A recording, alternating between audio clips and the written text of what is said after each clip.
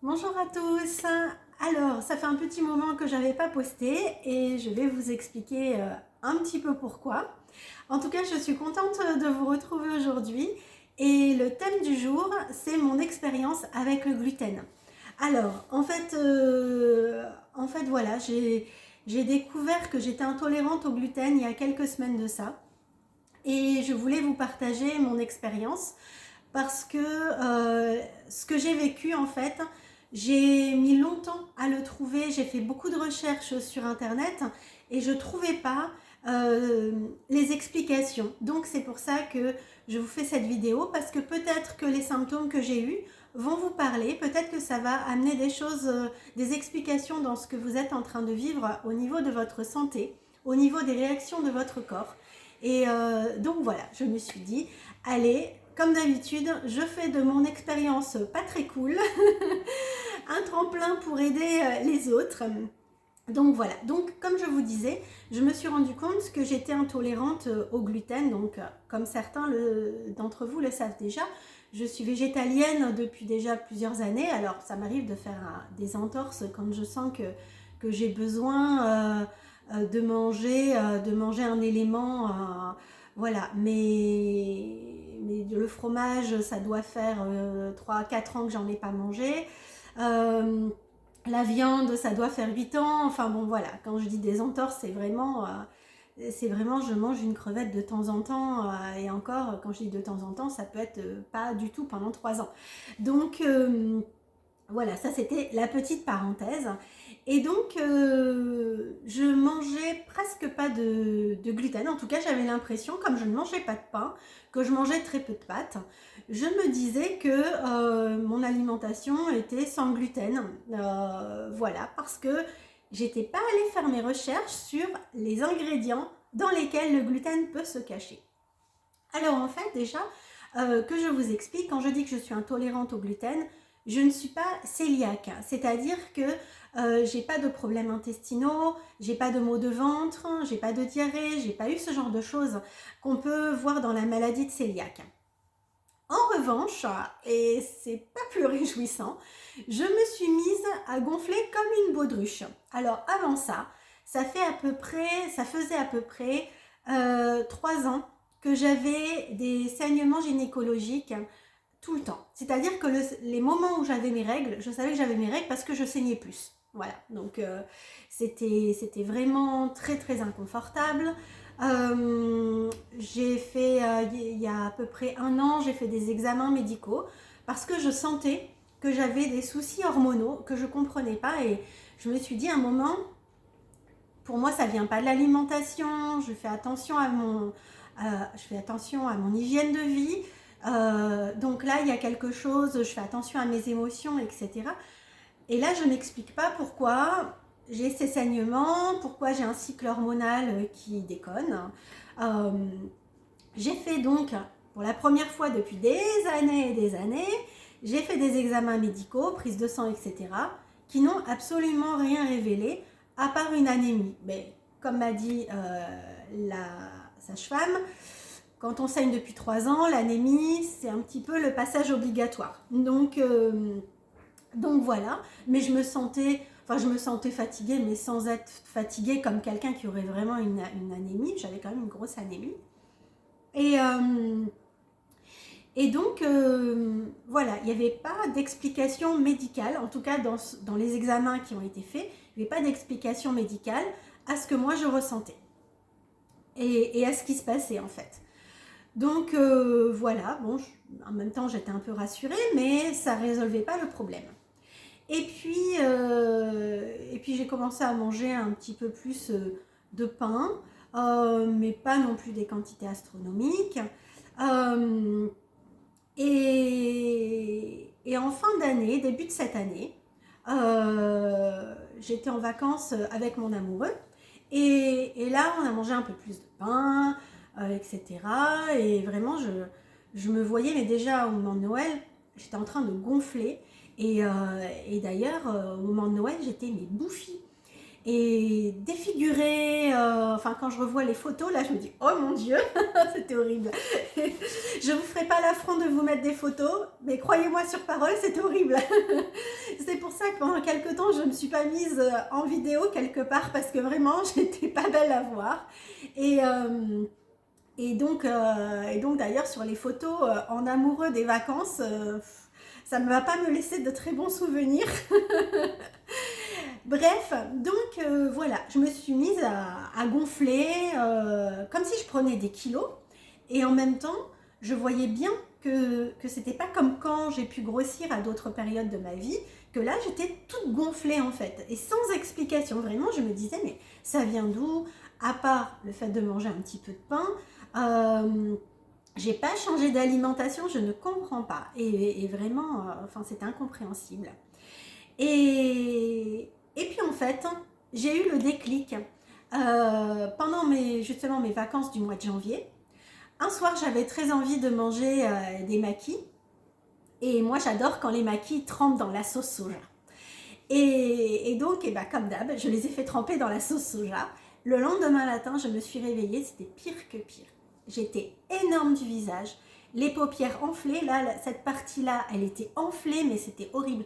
Euh, voilà. Et là, je me suis dit, oh, c'est pas possible. Et là, ça a fait tilt. Et je me suis dit, ok, ben, tu avais déjà des soupçons sur le gluten. Maintenant, c'est sûr.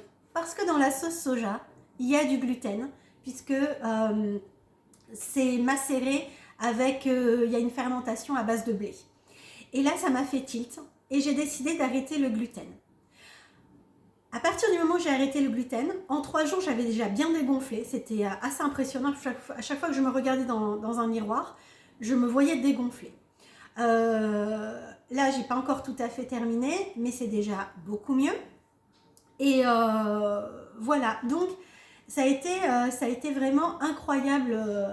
Et depuis que j'ai arrêté le gluten, ces troubles hormonaux, je sens qu'ils sont en train de s'estomper. D'ailleurs, j'ai mon cycle hormonal en très peu de temps, d'ailleurs, en moins d'un mois, mon cycle hormonal a repris un rythme normal. Voilà, c'est vraiment assez incroyable. Et donc ça, c'est mon expérience à moi en termes de symptômes. À côté de ça, mon chéri, lui, il s'était rendu compte aussi que c'était pas trop ça. Et là, on s'est rendu compte qu'il était également intolérant. Et alors lui, il en mange beaucoup plus que moi parce qu'il adore le pain, donc voilà. Et il s'est rendu compte que chez lui, ça donnait des ballonnements, ça donnait de la fatigue, un esprit assez embrouillé, des pellicules, une forme d'eczéma sur le visage, donc comme si pelé en fait. Et je me suis rendu compte aussi que quand il en mangeait plus ou qu'il buvait de la bière, parce qu'il y en a dans la bière, il se mettait à ronfler. Et la dernière fois que ça s'est produit, je me suis rendu compte qu'en fait les gonflements que moi j'avais sur le corps, lui il les avait à l'intérieur au niveau du système respiratoire. Et donc en fait c'est toutes les muqueuses qui se mettent à gonfler. Donc moi c'était les muqueuses à l'intérieur du corps, enfin oui, qui se voyaient à l'extérieur. Lui, ça ne se voit pas à l'extérieur, mais c'est vraiment au niveau du système respiratoire. Donc voilà, on en a reparlé hier et il m'a dit, bah oui, il va vraiment falloir que j'arrête parce que je pensais qu'en mangeant un petit peu comme ça allait aller. Sauf que quand on n'écoute pas, vous savez bien, quand on n'écoute pas les signes, ça crie de plus en plus fort. Et là, c'est en train... Alors moi, ça a vraiment crié très très fort, mais j'arrivais pas à comprendre. Et lui, ça se met à crier de plus en plus fort. Donc voilà. Donc, nous ne sommes pas cœliaques ni l'un ni l'autre. Mais par contre, voilà le genre de symptômes qu'on peut avoir quand on est intolérant. Donc, comme je vous dis, dès que j'ai identifié, j'ai arrêté le gluten. Et vraiment, j'ai vu des résultats de façon assez spectaculaire. Pour aider ça, le nettoyage de mon corps, parce que voilà, j'avais envie de pouvoir me récupérer assez vite. J'ai commencé par faire une cure d'argile de 2 semaines et demie. Ça m'a vraiment aidé.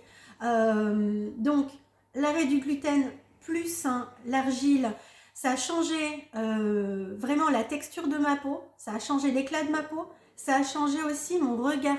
Parce que j'avais une espèce de regard bizarre, un peu comme si j'étais... comment dire, comme si j'avais un regard de folle en fait, hein. C'était devenu très très bizarre. Je me suis même demandé si je n'avais pas chopé une entité, donc j'ai appelé toutes mes connaissances, les thérapeutes, mes ressources thérapeutiques pour leur dire est-ce que tu captes quelque chose chez moi, et bon, personne captait d'entité, donc c'était pas ça. Et à partir du moment où j'ai fait la cure d'argile, mon regard a changé, mes yeux sont devenus plus pétillants, enfin j'ai commencé vraiment à me retrouver même dans mon regard. Sauf que ça, alors bon, après il y a eu un mélange de choses, mais c'est tout arrivé en même temps. J'ai aussi eu, comment dire, des chocs émotionnels qui ont fait que je pense que c'est le gluten et les chocs émotionnels qui ont généré un gros trouble du foie et de la vésicule biliaire. Et voilà, donc je suis allée me faire aider en acupuncture aussi par rapport à ça, mais je pense que c'était, entre autres, mon foie et ma vésicule biliaire qui avaient trop absorbé le fait que je stoppe le gluten, entre autres, hein, parce que voilà, je ne peux pas tout vous dire là, mais il n'y a pas eu que ça. Je pense que c'est comme s'ils avaient fait une décompensation en fait, et qu'ils avaient lâché toutes les toxines dans le corps, parce que j'avais des douleurs dans les os, dans les articulations, dans les muscles, comme si je faisais des crises d'acidose violentes. Alors que je ne prends absolument pas de produits laitiers depuis, comme je vous ai dit, déjà plusieurs années. Donc la crise d'acidose, elle ne s'explique pas par ça. Et donc là, depuis quelques jours, depuis à peu près une semaine, je suis en cure de Desmodium. C'est l'acupuncteur qui me l'a recommandé, ça pour nettoyer et réénergiser le foie et la vésicule biliaire. Et c'est vrai que je sens que ça m'aide beaucoup. Donc voilà, je vous recommande ça. L'argile et le Desmodium, parce que moi en tout cas ça m'a bien aidé. Voilà. C'est mon expérience, peut-être que ça pourrait aider certains d'entre vous à comprendre un peu mieux certains symptômes que vous pourriez avoir.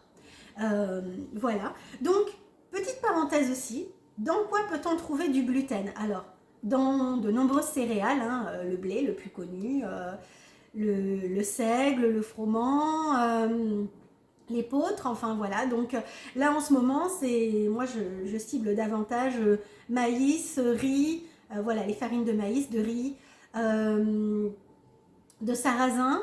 Donc voilà, je sais que l'avoine a aussi du gluten, mais c'est pas le même, mais je suis pas prête à tester pour l'instant. Donc si quelqu'un veut tester pour moi et me dire, je suis preneuse. Et voilà, donc on en trouve dans les farines blanches, le pain qu'on peut trouver chez le boulanger si c'est pas du sans gluten. Voilà, les pâtes, la sauce soja, j'en ai parlé. Donc moi j'étais une mère sauce soja, donc j'ai remplacé la sauce soja traditionnelle par la sauce tamari, qui est aussi de la sauce soja, mais sans la fermentation au blé, et ça change tout. Voilà. Ensuite, pour ceux qui boivent de l'alcool, il y en a dans la bière, bien sûr, hein. Et puis après, lisez bien les ingrédients quand vous achetez des plats cuisinés, parce que je me suis rendu compte que par exemple dans les nems aux légumes, chez certaines marques, il y avait des traces, enfin il y avait un peu de poudre de blé ou de choses comme ça. Donc même si c'est pas beaucoup, j'ai bien vu qu'un petit peu, plus un petit peu, plus un petit peu, au bout d'un moment, le corps il dit non. Donc voilà, ça va se cacher vraiment dans des endroits incroyables. Comme quand j'ai commencé à regarder les ingrédients contre tout ce qui était lactose, poudre de lait, etc., qu'on peut même trouver dans des chips. On se dit, la chips, normalement, c'est juste de la patate dans de l'huile. Ben non, il y en a qui rajoutent du lactose, de la poudre de lait. Je ne sais pas pourquoi.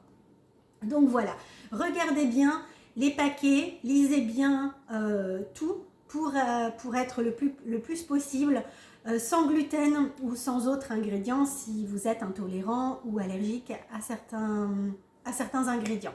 Voilà, on n'a rien de plus précieux que la santé. Quand on n'a plus la santé, le reste, ça a du mal à tenir la route. Donc voilà. Je crois que je vous ai partagé tout ce que j'avais à vous partager là-dessus. Si vous avez des questions, vous pouvez les mettre en commentaire. Comme d'habitude, j'y répondrai avec plaisir. Et puis, si vous pensez que cette vidéo peut aider quelqu'un, voilà, partagez-la. Abonnez-vous, likez, parce que plus vous mettrez des petits pouces bleus et plus ça sera référencé. Et plus c'est référencé, plus ça pourra atteindre des gens pour qui ça pourra être utile. Voilà. Je vous remercie, je vous souhaite une très belle fin de journée et je vous dis à bientôt. Ciao, ciao!